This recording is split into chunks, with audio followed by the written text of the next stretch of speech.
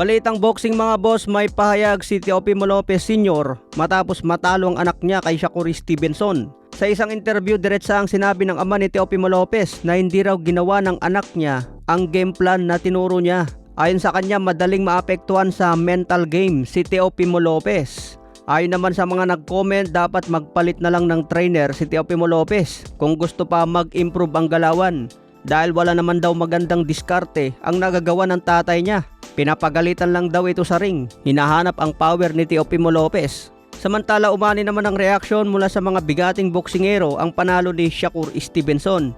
Ayon kay Devin Haney, pabirong sinabi niya na sana raw wag in-knockout ni Stevenson si Teofimo dahil may kaibigan siyang tumaya ng malaking pera para manalo kay Shakur via decision. Samantala, si Ryan Garcia naman ay nag-post ng simpleng mensahe. Sabi niya, great performance Shakur bilang papuri sa naging laban.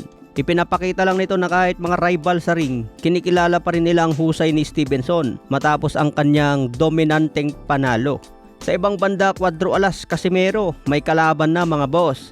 Inaantay na lang na maunang mag-announce si Koki Kameda. Mukhang masaya naman si Casimero sa kanyang next fight. Natupad na siguro ang kahilingan na mapalaban sa bigating boksingero tulad ni Luis Nery. Kaya abangan ang official announcement sa laban ni Casimero. Kumpiyansa na magpakita pa ng magandang performance at muling umangat sa rankings. Hiling ni Casimero mapalaban pa ng world title shot bago tuluyang iwanan ang boxing.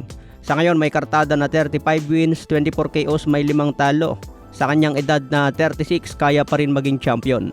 Sa ibang banda, ayon sa World Boxing News, kahit target pa rin umano ni Pacquiao si Romero, nasa alanganin na ang laban dahil may ibang negosasyon na nangyayari. Kinumpirma ni Ed Hearn, promoter ni Conor Benn, na may solid offer na silang ibinigay kay Romero at tuloy-tuloy pa ang kanilang usapan. Ibig sabihin, posibleng matuloy ang Conor Benn versus Romero bago pa matuloy kay Manny Pacquiao.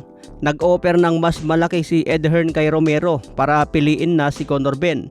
Kaya panay ang harapan ng dalawa dahil may nilulutong laban.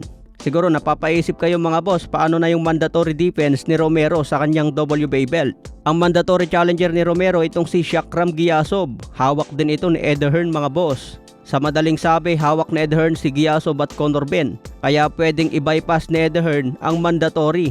Bigyan ng step aside fee si Giyasov para lumaban muna si Conor Benn kay Romero. Matatandaan na gusto ni Romero labanan muna si Manny Pacquiao, pero hindi pumayag si Ed Hearn dahil ayaw niya tumanggap ng step aside fee ang bata niya na si Giyasov.